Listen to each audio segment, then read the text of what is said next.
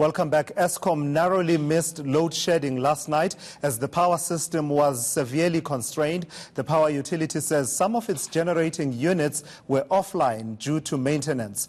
But what is really going on at the embattled power utility? We are joined now in studio by energy expert Ted Blom. Thank you so much for coming through, Ted, and talking to us. So the issue of maintenance is important, isn't it? I mean, the last time we had severe load shedding, that's the key issue that came to the fore, that these units were not being maintained. So surely we should be understanding of Eskom, should we? Absolutely, and it seems to me that the utility is now fast falling apart. The maintenance wasn't done from 2010 to 2014, and that was at the beginning of the Soccer World Cup. For understandable reasons, they cut back on the maintenance because they wanted to keep most of the capacity available. But then they never went back and reinstated the maintenance policy. So for 4 years, and this is what I can't understand, the maintenance budget didn't disappear. It wasn't applied, but it disappeared. So there's about 14 billion rand a year for each of those 4 years, 5 years, that it was never explained by Eskom. Then they had a backlog of 4 years. And I estimate it will take them at least 5 years to catch up if they do it diligently. Now, I'm not convinced they've been doing it diligently because we've had the Gupta years and other people making money disappear at Eskom.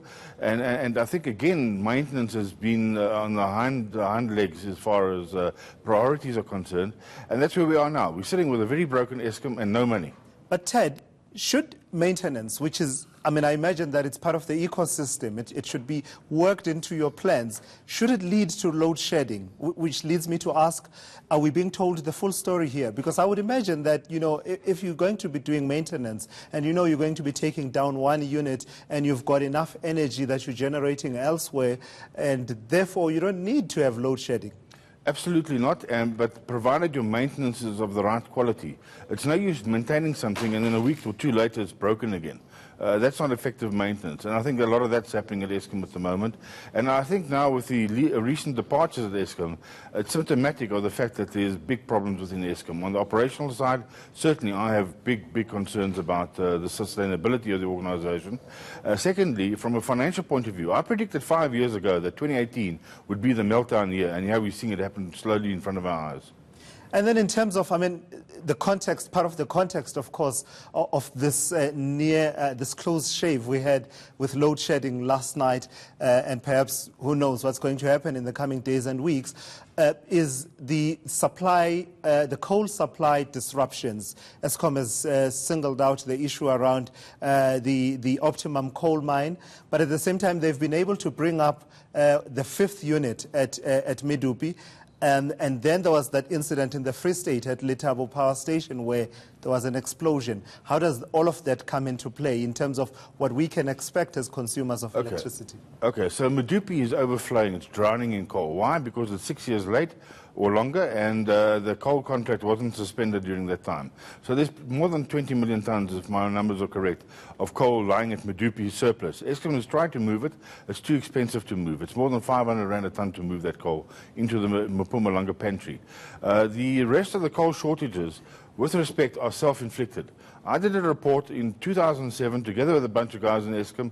It was verified by the Fossil Fuel Foundation, and we said that 2015 is a cliff hanger year where the coal cliff would happen and Eskom would run out of coal if they didn't intervene fast. The CEO at that time undertook to open 40 new collieries supplying Eskom, and to date we've seen none. So don't expect miracles. If we don't invest in collieries, you're not going to get coal. And that's exactly where we are now. And this is going to last for quite a while. And is it your sense that this cost plus, you know, the mines that were basically specific to a power station, that model of operating, that Eskom would partner with a mine and that mine would supply a particular, power station, is that going to be ditched altogether by Eskom, or are they going to revert back to it? Or what's the scope there in terms of opening up such that, you know, we don't have a situation where one supplier is suddenly not available to meet their load and we're in trouble? Okay, so the Guptas were supplying quite a lot of coal. It's about 9 million tons a year, which is a lot. It's about nearly just under 1 million tons a month. So that would have some impact. The fact of the matter is that the the superb strategy that Eskom had at Tyne Collieries, which should last for the life of the power station, that's been kiboshed by the raping of mines and stealing of coal from one power station to send to other power stations when they didn't invest in further capacity. So that whole strategy, and coal is a depleting asset.